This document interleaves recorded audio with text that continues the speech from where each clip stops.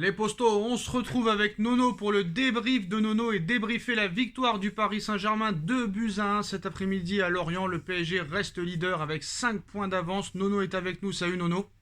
Salut Sacha. Alors Nono, victoire à l'arrache, mais très clairement il y a encore beaucoup de choses à dire. Alors je sais, on a gagné, on est invaincu depuis 231 jours, depuis le 20 mars dernier face à l'AS Monaco. 231 jours d'invincibilité. Mais plus le PSG gagne, plus le PSG est invincible, plus il y a beaucoup de critiques à dire. Eh ben Sacha, on va commencer par ça. Bon, le point positif, c'est qu'on garde, comme tu as dit, notre invincibilité. Et le point négatif, c'est qu'on recommence, j'ai l'impression qu'on est retourné un an en arrière, on recommence à souffrir contre tout le monde. Alors ça fait un peu longtemps que ça dure, là, ça fait quand même plus d'un mois et demi qu'on souffre contre tout le monde. Alors maintenant, très clairement, qu'est-ce qui a posé problème encore aujourd'hui pour que le PSG se fasse battre dans l'intensité, se fasse bouffer dans les duels, se fasse dominer face à Lorient, dans l'incapacité de répondre, à part un ou deux joueurs qui ont été très très bons. Là, Nono, très clairement, qu'est-ce qui a encore pêché aujourd'hui? Moi je vais te le dire Sacha. Bon, il va falloir se poser les vraies questions, les bonnes questions. Sergio Ramos n'est plus du tout au niveau. Et c'est peut-être pour ça que Marquinhos souffre autant cette saison. Mais plus du tout. Je vois pas pourquoi il continue à être titulaire. Et à côté de ça, tu as un Danilo Pereira qui est beaucoup plus rassurant. Et voilà, chose surprenante, le meilleur des trois défenseurs centraux, c'est Danilo Pereira. Après, tu as un milieu qui commence à piocher, Vitinha qui commence à piocher. Il est peut-être fatigué, on va peut-être lui donner cette excuse-là. Un Marco Verratti, qui reste Verratti, mais qui n'apporte plus grand-chose. Voilà, donc urgence, un gros milieu de terrain avec une grosse intensité. Hakimi, il faudra se poser les questions aussi. Mbappé qui avait la tête à la Coupe du Monde. Ekitike qui pour moi ne sera jamais un joueur pour le PSG, qui me paraît très limité. Et Kylian, Kylian on ne peut pas lui reprocher grand-chose, sinon qu'il avait la tête à la Coupe du Monde.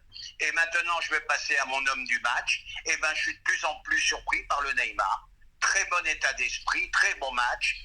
Voilà, intéressant. Son corner, il le dépose sur la tête de Danilo. Un très très bon Neymar. Il est buteur, il est passeur, il est de mieux en mieux. Qui l'aurait cru, surtout à quelques jours de la Coupe du Monde? Jamais personne n'aurait cru ça. Très très surprenant. Il me surprend de plus en plus, pourvu que ça dure. Alors la question qu'on se pose, est-ce qu'il va revenir à ce niveau-là après la Coupe du Monde? Parce que s'il revient à ce niveau-là, ça en fait vraiment un des favoris pour le Ballon d'Or 2023. Il faut le souhaiter, Alors faut le souhaiter. Alors maintenant, depuis le début de saison, il y avait un petit problème, c'était la défense que le PSG n'arrive pas à résoudre, parce que le PSG n'arrive pas à faire un clean sheet et incapable. Le PSG est devenu incapable de faire un match sans prendre de but, donc ça devient compliqué. Mais en plus du problème de la défense, il est arrivé le problème du gardien, parce que, désolé de le dire, Donnarumma de moins en moins rassurant. Sur le but, je ne dis pas qu'il fait une faute, mais pour moi, il aurait pu être décisif. Il y a un problème aussi de latéraux, surtout à droite. Et il y a un problème en plus de milieu de terrain. Donc ça commence un petit peu à s'alourdir les problèmes. Alors en Ligue 1, ça passe, pas de problème. Mais demain, il y a un tirage au sort de Ligue des Champions. Et si tu vois sur la petite étiquette Bayern, Real ou Manchester City, tu pourrais avoir mal à la tête. Très clairement. C'est un gros mal de tête se prépare s'il n'y a pas un recrutement au mercato d'hiver. Moi je suis assez satisfait de Mendes. Comme je l'ai dit, Hakimi, il va falloir se poser les vraies questions. Et puis le milieu, malgré tout, ça manque d'impact physique.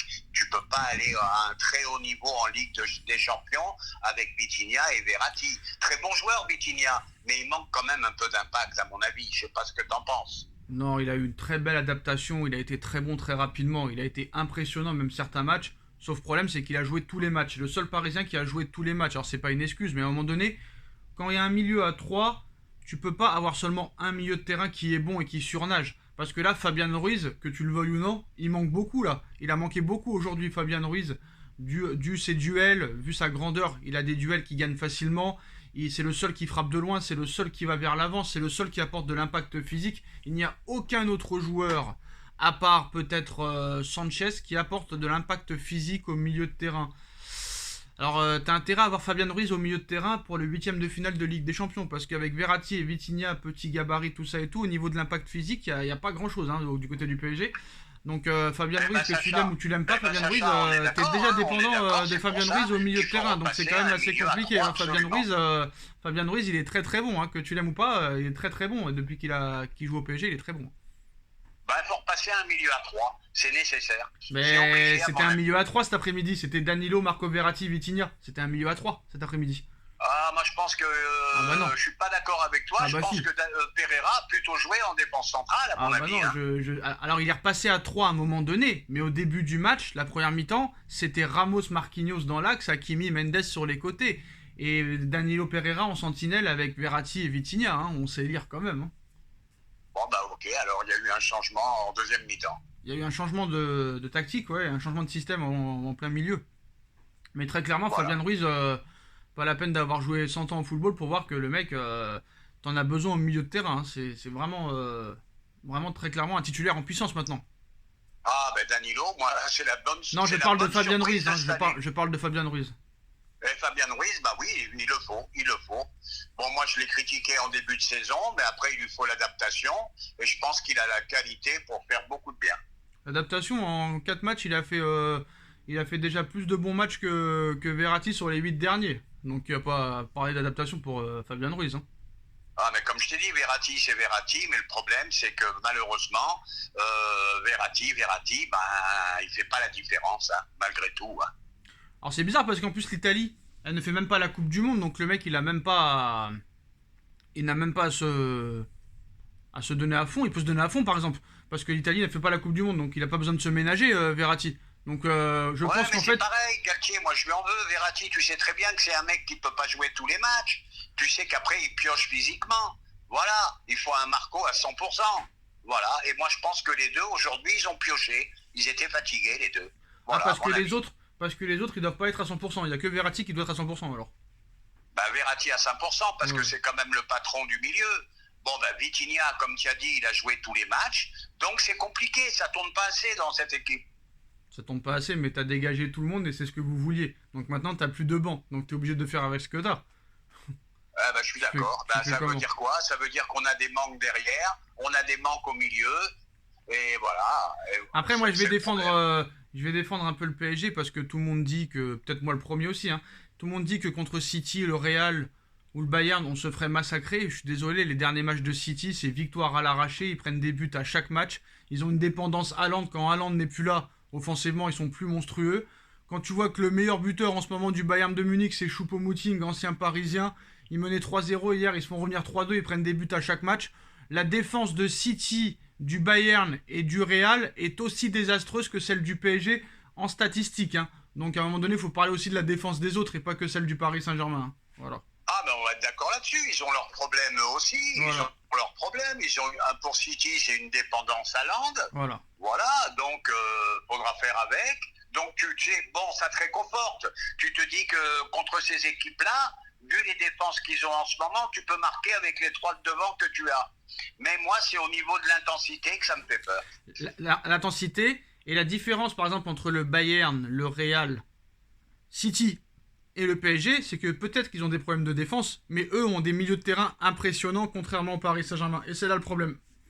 Ah bah oui, là on est absolument d'accord. On est absolument d'accord. Il y a des milieux de terrain avec un impact physique nettement supérieur dans ces deux autres équipes. Après, il y a quand même plus de discipline. Hein. Il y a quand même beaucoup plus de discipline et beaucoup plus de réaction avec ce Paris Saint-Germain-là, même si Galtier n'apporte pas grand-chose au niveau du jeu que l'année dernière. C'est vrai qu'il y a quand même une vraie discipline. Ça veut dire que le problème, il est toujours là. C'est-à-dire que quand tu mènes 1-0, t'arrêtes de jouer. Mais par contre, à un partout, tu te laisses pas continuer à dominer. Il y a une certaine réaction. Maintenant, il faut juste que quand tu mènes 1-0, il faut que tu continues à presser, à attaquer. Si tu peux le faire à 0-0 ou à un partout, il faut continuer à le faire à 1-0 ou 2-1. Tu vois ce que je veux dire ou pas? Eh ben, c'est le point positif de la soirée. Ils lâchent pas l'affaire, ils vont chercher la victoire, chose qu'ils n'ont pas toujours fait. Alors, honnêtement, très clairement, hein, ça fait 231 jours que le PSG est invaincu. Ça t'évoque quoi quand même? C'est beaucoup, 231 jours. Depuis le 20 mars dernier, le PSG est invaincu, toute compétition confondue, même en match amical. Ah ben ça, on peut pas critiquer, c'est quand même très beau, parce que les matchs, faut quand même les gagner, hein, quoi qu'on dise, les matchs, faut les gagner. Et ben, je pense que l'invincibilité va durer jusqu'au prochain match qui sera Auxerre, je crois. Donc tu partiras à la Coupe du Monde avec un PSG invaincu pour l'instant. Attention, hein, il faut jouer le match contre Auxerre aussi, faut pas non plus parler trop vite. Mais voilà, il va falloir très clairement qu'il y ait un travail de fond, un travail des dirigeants, un travail de Galtier, parce que très clairement pour l'instant, ça peut être bien sur le papier, mais très clairement quand tu vois les défenses, quand tu vois les milieux de terrain, il va falloir faire quelque chose au mercato d'hiver. Sauf qu'au mercato d'hiver, c'est très compliqué de recruter des joueurs. Vont-ils réussir à le faire? En tout cas, la réponse dans maintenant un peu plus de 2 mois. Voilà les postos. Demain, tirage au sort à midi. On sera l'adversaire du PSG en huitième de finale de Ligue des Champions. Donc on se donne rendez-vous demain en début d'après-midi. On like, on partage, on commente, on s'abonne. Merci Nono d'avoir été là. Et on se retrouve très vite pour une nouvelle vidéo. Tchuss. Tchuss, merci.